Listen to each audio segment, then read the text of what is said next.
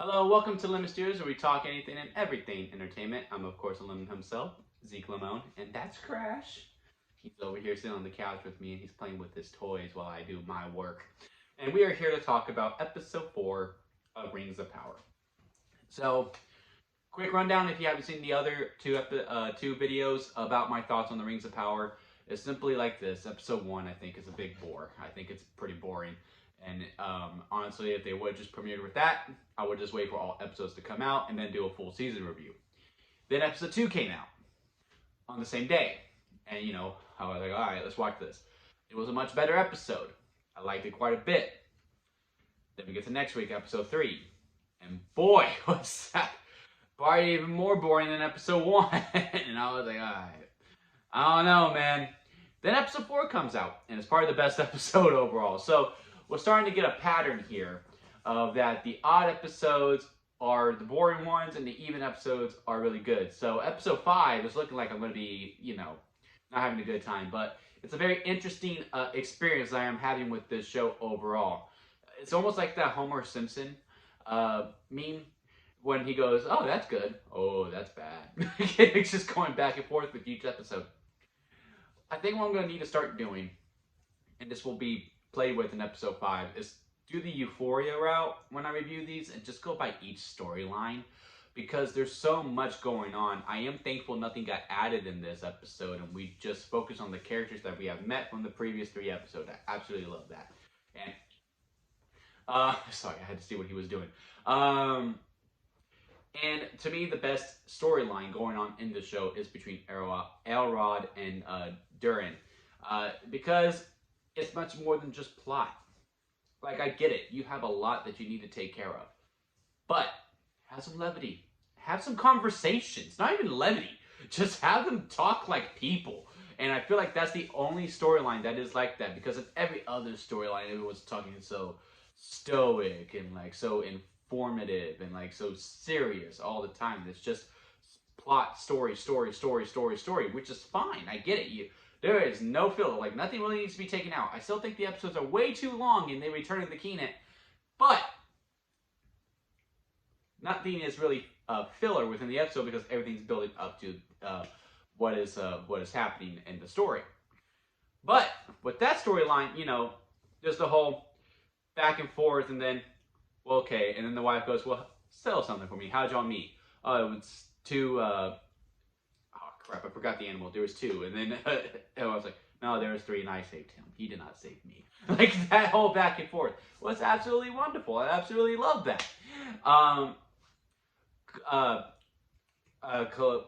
what's her name? Galadriel? Yeah, Galadriel. The main character's name. I almost forgot. I have been really hard on her storyline because I'm just like, well, I know what she's going to go through. But now I have a good idea what her arc's going to be. Is for her to finally calm down, like just listen to people instead of just demand. And become who she was in Lord of the Rings. So I'm pretty sure it ends with her not really wanting to go after Sauron when the show is over, not necessarily when this season's over. I don't know if this is like a one-shot or if it's going to be multiple seasons.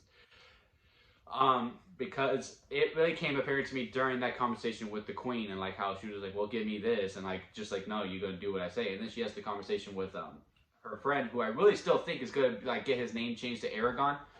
Like, I really think it's going to get changed to Aragon. And, Aragorn. And he's just like, dude, you gotta listen. You can't just freaking run like a horse all the time through. Like, you gotta listen. You gotta hear her out. And like, I was like, okay, so this is where her journey's going. It only took me 4 episodes to get it, but I'm also not the fastest paced Pete, so, maybe that's just a me thing. But I'm glad. I'm like, okay, yeah, no, now I see where she's going. So now I'm starting to get more invested within her storyline, just being like, well, it's kind of pointless. This is the altered dimension. It's kind of what it felt like. The second best storyline is the one with the elf that was in jail, and now he's back with the girl that he clearly likes. God dang, man. Every time they look at each other... Hey, no, not that one. Every time they look at each other, and I'm just like, Jesus, just kiss already. Because like the way they be effing each other all the time. And Sauron is in that storyline. I don't know if he's the elf that sent the other elf.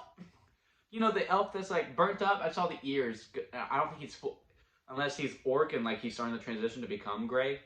I don't know if that's Sauron or that kid is going to become Sauron or the old man is Sauron because of the way he grabs him. I don't know.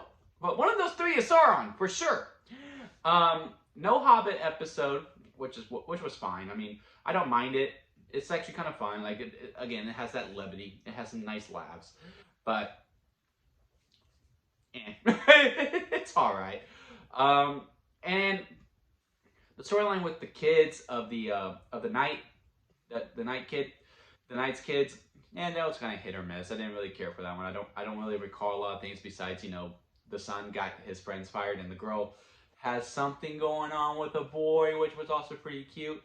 But yeah, overall, this was a much, much, much better episode. I am very happy with it. And I am looking forward to episode 5, even though, again, I got my restraints because I'm just like, well, 1 and 3 weren't that good, so what makes this odd episode going to be the one that stands out? But I think it's because I finally have a good idea just of where we are really going and what we are really doing here. And this is why I'm like still like hesitant to be like, okay, to me the show is fine. Like, it's not bad. I could be disappointed in something and not think it sucks. You know, like, when I think, because as of right now, to me, the show is still a disappointment.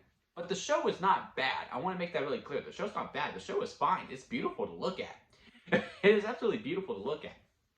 I'm just disappointed because that Lord of the Rings trilogy, and I'm using the movies, and I probably shouldn't compare them, but those movies, they got so much done in that first movie with the first 3 hours that, okay, yeah, no, I know exactly what's going on. I know what's happening here. And this one, it took me 4 episodes, which is 4 hours, and actually maybe 4 hours and 30 minutes because of how long these episodes are. Because and now I really understand the full gist of what's going on. Now, I know a lot of people actually said episode 3 is when it finally clicked for them. To me, it took until episode 4. So, you know, again, that tells everyone how I am, right?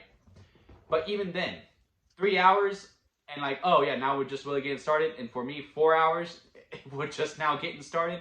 It's a little, like, you know, that's Lord of the Rings is such rich storytelling. This just isn't like quite at that level yet. But I'm learning to accept that, and like now I'm just like kind of adjusting in, and I'm able to be like, okay, I'm not gonna get the original trilogy. Just learn to love it. Learn to love it for what it is. It's, you know, it's almost like the trilogy is the very successful older sibling. Like, straight A's, valedictorian, did all that stuff, and the second one just didn't meet that expectations. Like, the second kid was just like, well, you know, they passed. I mean, what more can you ask for? You're hardly ever gonna strike lightning twice, hon. Come on now. Like, that's kind of how I feel like with it. Like, yeah, valedictorian, and then like, okay, well, you made it, bud. I'm so proud of you, but you know, that's the chosen one. But yeah, man, what y'all think of Rings of Power episode 4? Comment below, let me know. And if you like this video, give it a thumbs up. And if you like me, hit that subscribe button as I'm trying to grow into my YouTube career. And that'll be it for me, guys. I'll see you here next time at Lemon Studios.